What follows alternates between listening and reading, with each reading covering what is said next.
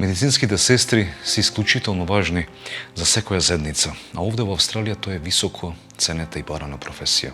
Сите сме свесни дека работата може да биде исклучително стресна, но затоа чувството е феноменално кога им се помага на пациентите да заздрават после некоја повреда или медицински зафат. Во оваа земја има широк спектар на можности, од кои некои се во приватни и јавни болници, клиники, училишта, теренска работа, старечки домови, центри за рехабилитација и други здравствени установи. Оваа професија е постојано на листата на долгорочен недостиг. Се проценува дека до 2025 година на пазарот на трудот има недостиг од околу 85.000 медицински сестри, а до 2030 дури до 123.000. Значи се работи за еден огромен дефицит. Во Австралија се поделени во две групи врз основа на нивните квалификации.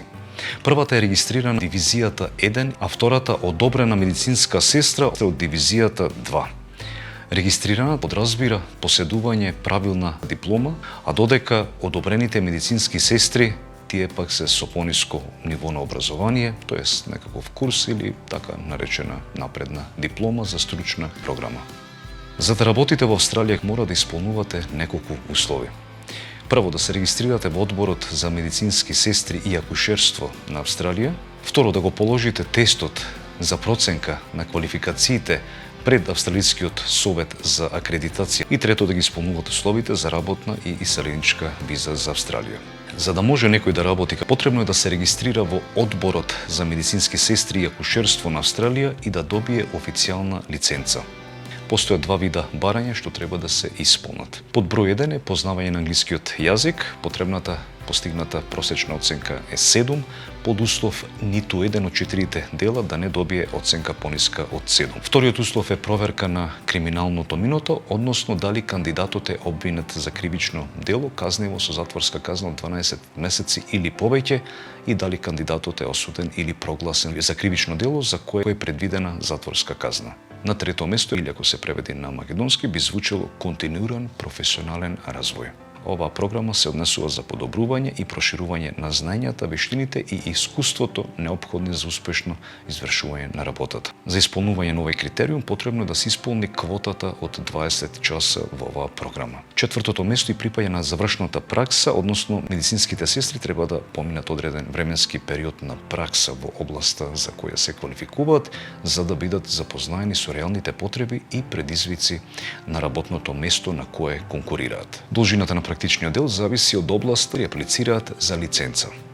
И последното петто место е резервирано за условот наречен и преведен на македонски кој би звучел аранжман за осигурување од професионална оштета. Договорот се однесува на аранжмани со кои се предвидува професионална пракса на нега и осигурување од граѓанска одговорност кои произлегуваат од загуба на пациент доколку се испостави дека е резултат на невнимание, грешка или пропуск. Вториот стандард се нарекува критериуми на квалификација, односно се однесува на степенот на образование и минималните квалификации кои меѓународниот кандидат мора да ги исполнува. Самите критериуми се разликуваат од позицијата за која кандидатот сака да аплицира и вака изгледа целиот процес накратко во неколку реченици. Прво, проверете дали ги исполнувате условите за регистрација. Второ, проверете дали ги исполнувате условите за работна или имигрантска виза.